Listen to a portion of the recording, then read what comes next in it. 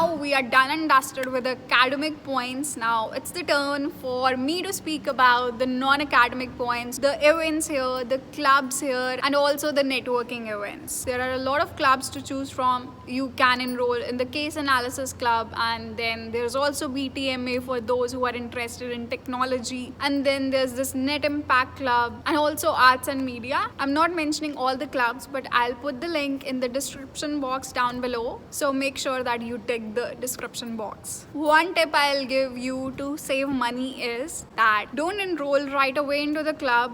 First attend one session and then see if that club is worth your time, worth your effort, because if you're enrolled in one club, then obviously make sure that you are genuinely interested in it and you want to make the most out of it. So attend one or two events and then see if you want to enroll in that, and then pay the enrollment fees, because it's not free, you have to pay. It's not much, it's $20-25, but still, why do waste money if you're just attending one event there? Now let's talk about the election. So there is this one committee here at Schulich which is called Graduate Business Council, and people stand for president, vice president, and many other portfolios. For MMGT, the thing is that it's just a one-year degree, so convention is that the second year MBA students stand for those elections, but still you have a chance to participate in that, in the sense that you can stand for your own cohort, and there are various portfolios for that as well. People will be asked to pitch, and then the voting will be held there and then, and the contestants will be told to close their eyes so that they don't see who voted for them and who didn't, so that there's no enmity. The results will be announced there and then. Also, GBC is the one who's responsible for conducting events, whether it be parties or cultural events. So I'll tell you about two important events that you can take part in. So one was Shoe Olympics.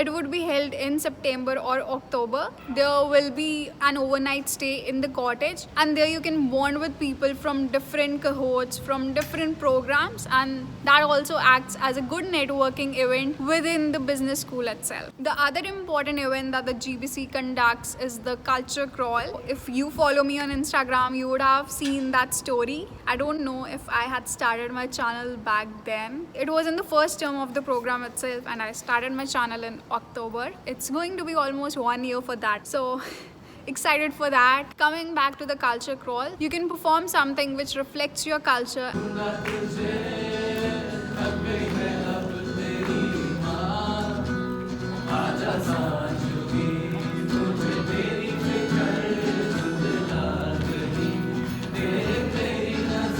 And also you can cook food, and you can invite people to your house, but this is restricted to the people who live on campus.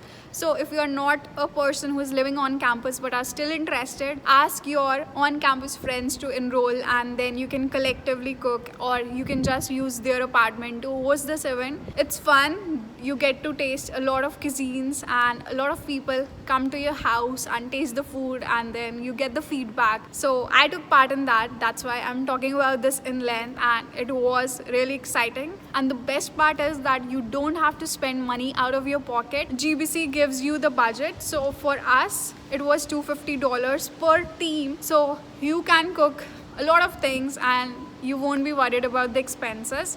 So this is also one good experience that you can take part in. Now let's talk about the networking events. Of course, everyone is concerned about the jobs, but unfortunately that is the section that I'll not be addressing right now, because once I land a job, I'll be better equipped to answer what was my struggle, what were the tips that worked, and what were the things that you should avoid and you should learn from my mistakes. One thing I can address about the job component are the networking events. So there will be a lot of networking events happening on and off in the campus itself, and there will be networking events downtown as well, where there will be Schulich alumni. You can talk to them about their companies, their roles, and you can also find a mentor there. Having said that there are a lot of networking events, I would still like to address one point about the job prospects. So the thing is that there are only a few companies who come on campus, because in Canada a lot of job hunt is through networking, but still the companies that come on campus are the ones targeted towards either BBA or MBA grads. So we, the MIM students, are midway, and that's one trouble. Probably this is because this program is comparatively new, but people are getting to know about the program each passing year. There are many people out there in the industry who do know about this, but then obviously it's not that well known as MBA or BBA. And the other thing is, what I have seen is that a lot of job opportunities, job applications come 1 year prior, and since this is just a 1 year course,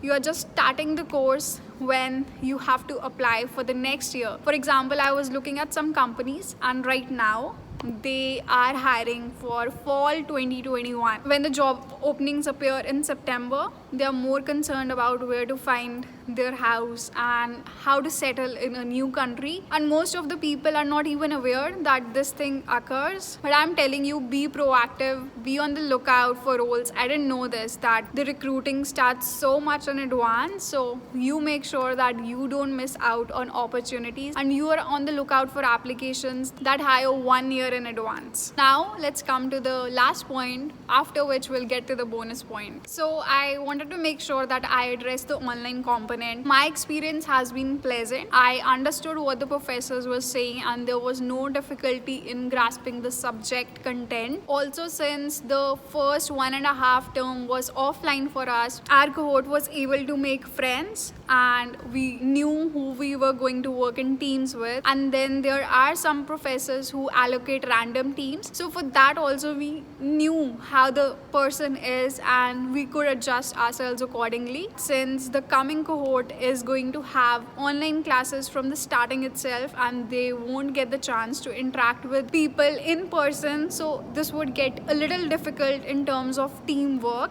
because you'll have to coordinate everything online. But this is an exceptional situation, and if you are enrolling for fall 2020, then you'll have to put extra efforts. So make sure that you initiate the talking in your class group, and you initiate some fun activities online. Get creative, get innovative. Obviously there'll be more work involved, but it depends on you how much easier you can make the process. When you'll have online classes, so there will be two components. One would be that the professor is talking, but still you can just unmute yourself, ask the question, or you can just put the question in the chat itself. I found useful for a lot of courses was the breakout room. So if there are group activities or group work involved, you'll be asked to join a breakout room in the class itself. So there will be 5-6 people or 3-4 people depending on the group, and you can just interact with them and brainstorm, and then you can come back to the main room. So that gives you a chance to interact personally with a few people, so that you bond well and you are able to do something together. This was it about the academic as well as the non-academic aspects of the Master of Management program at Schulich. I bet there will be a lot of overlaps between other B schools as well, what I've talked about. But since I am from Schulich, I'm better able to answer everything revolving Schulich. And now coming to the bonus point. So the thing is, since this is just a 1-year course, you won't get the 3-year PGWP that you get with a 2-year course. So you have to be extra careful.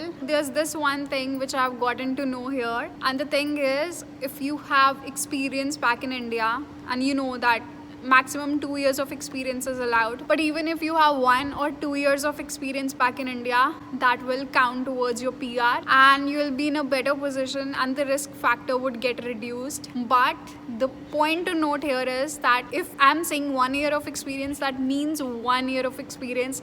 It doesn't mean 11 months would work. It doesn't mean 11.5 months would work. What I'm trying to say is that if you are working and if you'll come after 1 year of experience, so make sure that you complete the exact 12 months and you don't resign from your job after even 11 months and 25 days, because then you'll regret this a lot.